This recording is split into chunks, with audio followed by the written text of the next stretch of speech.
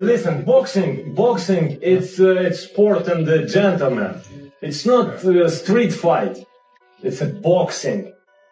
Listen, boxing. It's a boxing. Say it again. Do you think he was being dirty during the whole fight? I don't have idea. I have no idea. No. Maybe. One of the best of all time. I know a lot of people are kind of probably going to hear me say that and say, you're going too far, you're this, that. Because I've seen that straight away. As soon as Usyk did that, he's 2-time undisputed heavyweight, 1-time cruiserweight, 3-time undisputed. His resume, yes, look, at heavyweight, it's a lot of rematches, but it's the way he's doing it. Yeah. And he's not just, okay, he could have 10 world, Deontay Wilder has 10 world title defenses. Yeah. Luis Ortiz and Tyson Fury are the only ones you really have any kind of weight to them. Usyk is taking on the perceived either number 1 or number 2 in these defenses. Yeah. Fury perceived number 1. AJ at the time 1. Dubois number 2. He's taking like, all right, who's the next in line? All right, I'm fighting him. Yeah. That's the way he's doing it. And he's doing it in a way in which is so beautiful to watch. What I'm saying is this, yeah. To beat Oleksandr Usyk, you have to be mentally disturbed in your head. Yeah?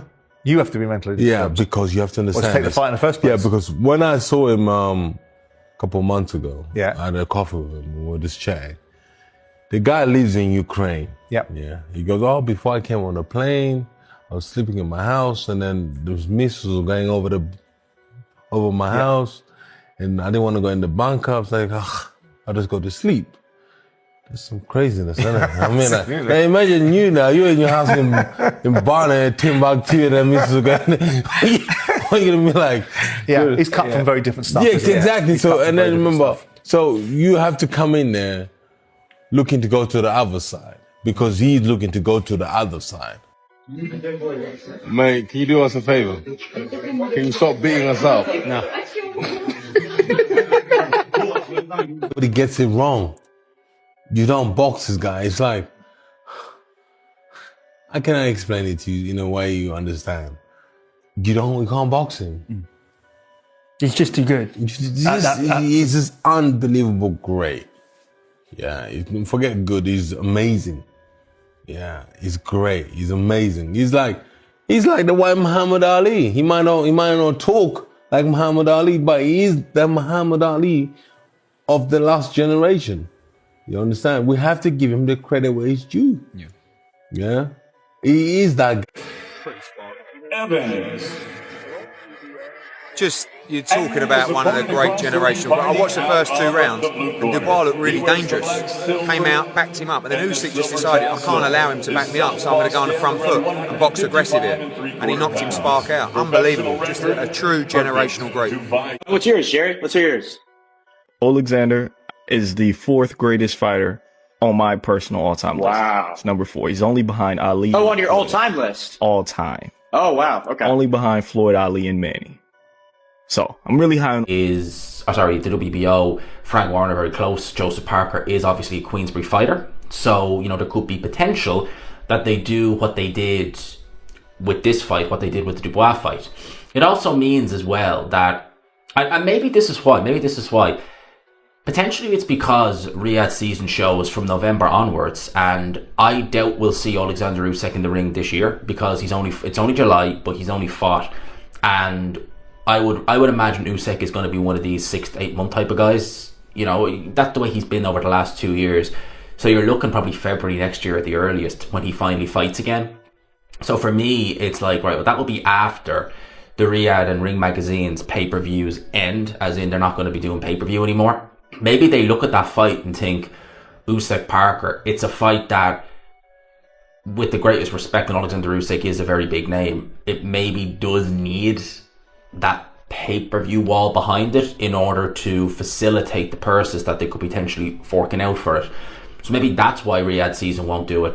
Now, the Zone obviously have not ruling out pay-per-view. They're still going to do. Oh, it was sort of broken up in different directions. Even I wasn't sure because although I believe Usyk is the fighter of the generation in this weight class, he's at an age where, overnight you sort of show up and you don't have it anymore. Ali randomly lost to Leon Spinks around this age and whatnot, So you could get where all of a sudden, it's not there on the night. So And you know, you had and heavyweights takes 1 second, one split second, you're off. Yeah, exactly. And you also had a very motivated Dubois to add to that second. You know, who's a very powerful puncher and has sort of this bully mentality when he gets you in an uncomfortable position. But you know, Usyk, you know, flawless performance technically. You know, stepping out to that weak side consistently, mixing up the jabs, making things uncomfortable for Dubois rhythm wise.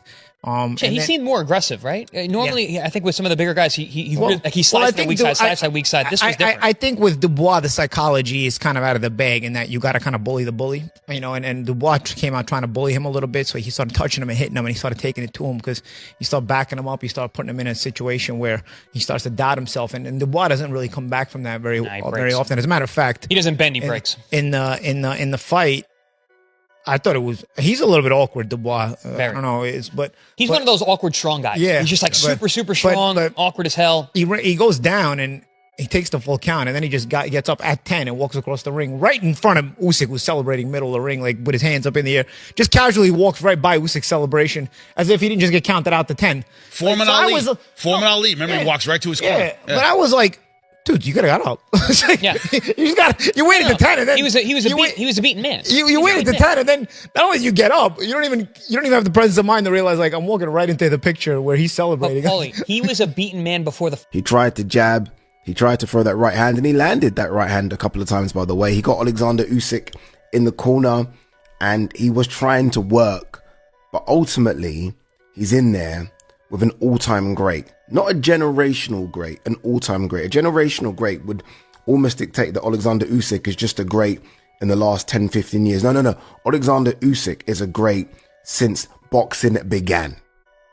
Since boxing began, people. Understand what we're watching here. We're not watching a generational great. We're watching an all-time great. That's what Daniel Dubois was in there with. There is a discussion in my brain right now as I'm talking to you about where Oleksandr Usyk is when it comes to the best heavyweights of all time. Like in my head right now, I'm thinking, who? Interesting heavyweight division, guys. Let me know what you guys think. Let me know what you guys thought of Usyk's performance, where he ranks on the all-time list. I know, you know, everybody was big into their nostalgia, but remember, Soviets were not turning pro until the 90s, and I think that makes a big difference. That's another thing. Heavyweights are bigger. Lefties are more common now, and also the Soviet era of fighters did not start turning pro until the 90s. So the old days, they didn't have to deal with those guys. So a lot of things that also favor Usyk being a GOAT. But of course, you know, man, it's hard to pick against Al. It makes it obviously another thing for you, but really a good time for me to talk about that sort of thing. So, besides just how good is Oleksandr Usyk? We've seen him now come into the heavyweight division, fight a Derek Chisora, fight Anthony Joshua twice, fight Tyson Fury twice, and he's the undisputed heavyweight. No, he was until obviously the belt let go. But what do you make of him as a fighter? Just sum him up, special fighter. Yeah, he's put himself in the mix to be. He's put himself in the mix as one of the greatest heavyweights that's ever been. So, undisputed cruiserweight, undisputed heavyweight, mate. Has dropped Daniel Dubois. I'm sorry, I can't help it, man. I fucking love this. Honestly, I fucking love this game.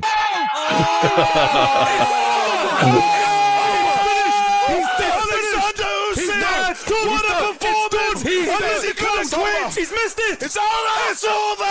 The greatest of all time! Fuck me. I'm sorry for going on like a lunatic, right? But it was unbelievable. And it's funny how this fight all came about, right? The controversy in the last fight, which for me was never controversial. It was a low blow, simple as that. And I don't think we've ever seen Oleksandr Usyk ever look for an easy way to win. In fact, I think of all the fighters on planet Earth, he is the one who takes the hardest road to win. There's no tune of fights for Oleksandr Usyk. It's the biggest fight in a heavier weight than he should even be fighting at. And he makes life harder for himself, not easier. And I think he has proven his character time and time again. But yet he was accused of not being, you know, a real Christian because he was a cheat. He was accused of deserving an Oscar because he was a play actor and robbing Daniel Dubois of what should have rightfully been his, which was a world title. And after the Tyson Fury fight, Daniel Dubois stepped in the ring and called him out. And Oleksandr Usyk immediately turns to Turki Al-Sheikh and says, Mr. Excellency, make the fight. He had no problem in setting this up. And immediately you kind of think he was in the middle of talking about his, you know, his father, I think at the time. It was an emotional moment. That's a time where when you've accomplished what he's done, you deserve respect. And I think he was disrespected there. And I think he took that personally, in the words of Michael Jordan. Now, in the first round, Oleksandr Usyk did exactly what he needed to do to Daniel Dubois. Daniel Dubois coming in with a load of confidence, wanting to be the aggressor, wanting to be the dominant bull that he was against Anthony. Still can't go with it. It takes, you know, it does have an effect. But what I'm trying to say is Usyk's work to the body, the volume of body punches. I'd like to see the stats on body punching. Be it straights, be it a jab, be it backhands, whatever. Because Usyk's volume of body work is what I thought was the difference in the fight. His lead hand activity was probably the best it's been since he's been at heavyweight, maybe. I thought he took away, you know, we were all talking about the Fury right uppercut going into the fight because he had a lot of success. We were all talking about what Tyson's going to do, but, you know, I said Usyk's clever. His people, they're going to look at that. And the rematch stops him early. Was it 4 or 5? I don't even. I'm so caught up in the moment. I don't even know which round it was. It was 4 or 5. But man, it was in the first half of the fight. What a performance by Oleksandr Usyk. And a lot to discuss here, guys. A lot to break down here. First off, you know, Dubois much more successful in the first fight than the second fight. Was the wet ring? Did the wet ring have anything to do with it? I saw in the post-fight interview, Dubois was asked about why he couldn't land his jab. What do you guys think? Was obviously Usyk's going to make some adjustments. I think the adjustments are going to be made in rematches, but did the wet ring, because I thought the wet ring had a big part to do with why Usyk had some trouble in that first fight. And, you know, a wet ring hurts footwork guys more. I was a footwork guy. I've worked out sometimes in wet rings. It's frustrating. I've actually thrown temper tantrums in gyms over rings being too wet. So, you know, I mean, back in the day, not now. But what I'm saying is, you know, to fight in a wet ring, that had to have some effect on Usyk and his footwork, because he's a footwork guy. And tonight you just saw his footwork was stupendous, magnificent. 38 isn't old yet. And I was talking to some other guys, including Richie Woodall, and saying that, you know, like, he's gotten better. If you look at his last 3 fights, the first Fury fight, second Fury fight, and this one, each one has gotten better, you know, more dominating each time. So, you know, age is a number, I guess. When you're in the gym all the time, it takes a long time to age. When we spoke on Thursday, I could tell you were genuinely confident, but did you believe it could be so early and so conclusive? No, I'd be lying to you if I said that. You know, I mean, no. I thought it could be dominating. I thought he was doing the things that I think Dubois did what I expected him to do, and Usyk did what I expected him to do. You know, he controlled, moved, waited, but then